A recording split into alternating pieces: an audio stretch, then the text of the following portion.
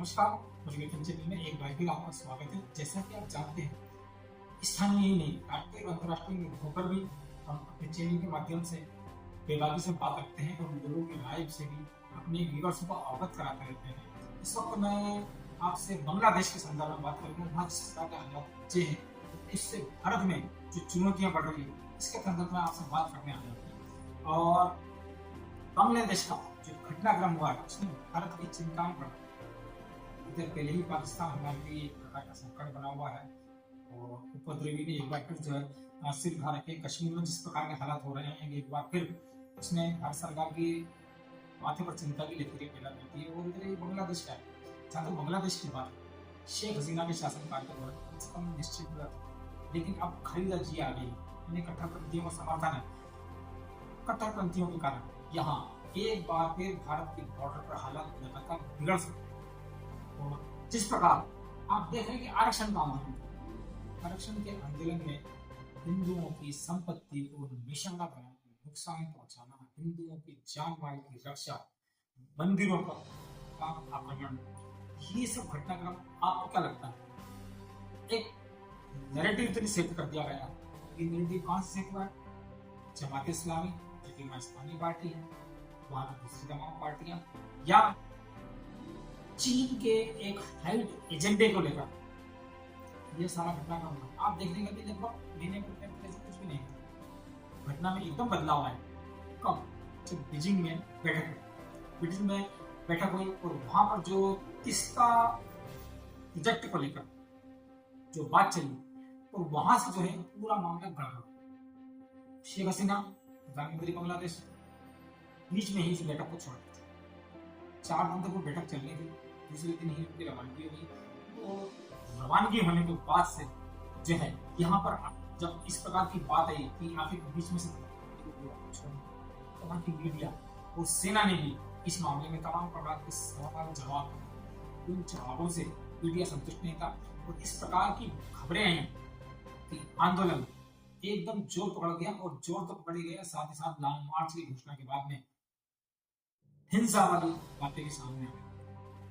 सबसे पहले नुकसान पहुंचाया हिंदुओं के साथ, लगातार हिंदुओं की बहन बेटियां के कामकाज कारोबार निशाना।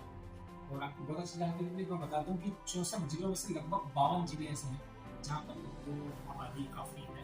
तो लगभग 1,72,00,000 लोग जो है वो बांग्लादेश में रहते हैं। ये हिंदू हैं, अब परसों से रह रहे हैं। और कहीं ना कहीं आप देखा जाए तो बांग्लादेश में हमारा सांस्कृतिक जुड़ाव। खुद शेख हसीना विपरीत परिस्थितियों के बीच अपनी शिक्षा दीक्षा दिल्ली में उन्होंने पूरी की।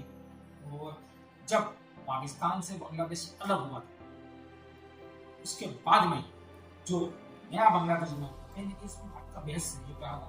शेख मुजीबुर रहमान, जिन्हें की बंग बंधु के नाम से भी जाना जाता है, उन्होंने भारत के सहयोग से बांग्लादेश की आर्थिक स्थिति काफी मजबूत है। भारत ने भी उन्हें हमेशा सपोर्ट किया, लेकिन अब परिस्थितियां बिल्कुल अलग है। इधर आप देखा जाए तो 30% आरक्षण, ये उस वक्त जो आंदोलन हुआ था, उस वक्त के जो बांग्लादेश के लिए लड़े थे उनके लिए ये वहाँ की व्यवस्था थी, जिसे कि सुप्रीम कोर्ट ने बीच में कम कर दी, बल्कि यूँ कहें कि लगभग 5% ही रहेंगे। और इसलिए इसके अलावा जो है वहाँ पर जो है दूसरे अन्य लोगों को भी अलग अलग कैटेगरी में आरक्षण मिलता रहा। लेकिन ये आरक्षण वाला मुद्दा अचानक हिंदुओं को टारगेट पे कैसे आया, ये बड़ा निश्चित सोचने की बात है। अब दूसरी बात ये है कि कश्मीर में भारत जूझ रहा है पाकिस्तान से। हम वैसे ही 1-to-1 फाइट कर ही रहे हैं। आप देख रहे हैं सर्जिकल स्ट्राइक के बाद लगातार और हाल बिगड़े। अब एक नया मोर्चा बांग्लादेश में। अब आप अंदाजा लगाएं कि भारत को पाकिस्तान और इसके बाद में बांग्लादेश के मोर्चे पर लगभग 2 स्टेट की सीमा जो है वो बांग्लादेश से हमारे जुड़े।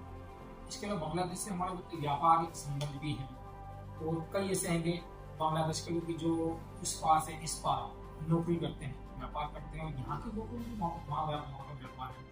अब ऐसे में बड़ी दिक्कत हो गई। बहुत ज्यादा देखे जाए तो अभी अलग अलग स्टेट के जो लोग वहाँ पर व्यापार करते हैं, उनके सामने एक बड़ा संकट पैदा हो गया। आगे क्या करना। दूसरा पूंजी ब्लॉक हो गई है, तो हालात बिगड़ गए। इधर देखा जाए तो कपड़े के मामले में बांग्लादेश लगातार बहुत तेजी से ग्रोथ कर रहा है।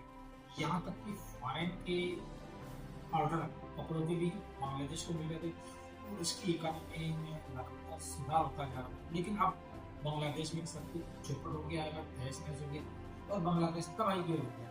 अब इस तबाही का कहीं न कहीं खामियाजा भारत को भी भुगतना है, तो भारत भुगत भी रहा है। आप देख रहे हैं कि अभी तो वहाँ हिंदुओं टारगेट हो रहे हैं। अब क्या इधर बॉर्डर पर भी के लोग जो आना चाहते हैं, ये लोग मतलब फोर्स के चलते ये सब संभव नहीं है।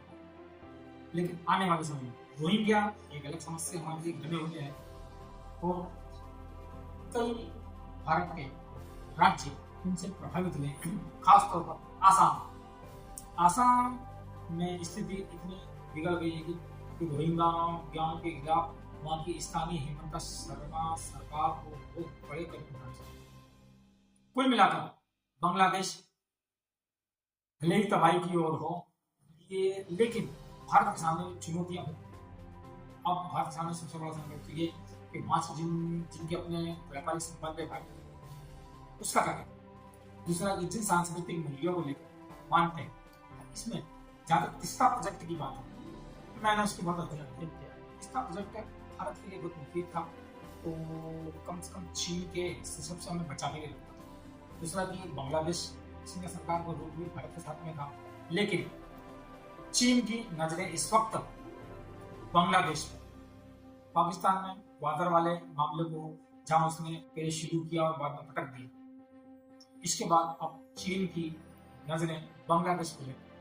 तिस्ता प्रोजेक्ट हालांकि बांग्लादेश को चीन ने कहा था कि वो $5 बिलियन जो है इस प्रोजेक्ट के लिए देगा, लेकिन बाद में मुकर रहा है। या यूं कहें कि बीजिंग में शेख हसीना के रुख के बाद में, वापसी के बाद में, ये उसने अपनी बात को मानते या कायम रखते हुए $1 बिलियन देंगे ही बस। अब तिस्ता प्रोजेक्ट भारत के लिए जहां महत्वपूर्ण था, एक निश्चिंता वाला मामला भी था और निश्चित रूप से रोजगार में भी लोगों को दी होती, कहीं ना कहीं आर्थिक स्थिति में सुधार होता बांग्लादेश के, भारत भी गई लेकिन मजबूत। लेकिन तिस्ता प्रोजेक्ट में हसीना के रुख ने न कि उनकी सरकार का तख्ता पलटवा करवा दिया, बल्कि उन्हें भारत लाने के लिए मजबूर। अब ऐसे में एक बड़ा सवाल ये भी उठता है, मैं कुछ हमारे देश के मीडिया के लोगों से पूछना चाहूंगा जो अक्सर इस प्रकार की बातें उठाते हैं। तो देश में कोई सुरक्षित नहीं। नसरुद्दीन शाह, आमिर खान, ऐसे कई लोग हैं जिन्होंने मुद्दे को उठाया था कि भारत हमारे लिए सुरक्षित नहीं है। मेरा एक सवाल है उनसे, अगर भारत सुरक्षित नहीं है तो शेख हसीना भारत के यहाँ तो कोई और के देश के नहीं चलेगी, कोई और मुस्लिम देश के नहीं चलेगी, कौन देश। इसके अलावा आप देखी जाए स्थिति कितनी खराब है कि विश्व में संबंध खराब था। चीन ने आव्रजन कानून को लेकर उनको अपने को मना कर दिया, जबकि उनकी एक बहन वहां रहती पहले से। इसके अलावा अन्य किसी देश में जाना चाहते तो वहां भी जाकर। कुल मिलाकर बांग्लादेश की अपनी समस्याएं हैं, अपनी चुनौतियां हैं, लेकिन भारत के सामने बांग्लादेश से घटने वाली चुनौतियां तो बढ़ाती हैं। परिवर्तन चैनल, संजय निजाम, तेज चंदेल, हर्ष प्रताप की रिसर्च रिपोर्ट। धन्यवाद। जय हिंद।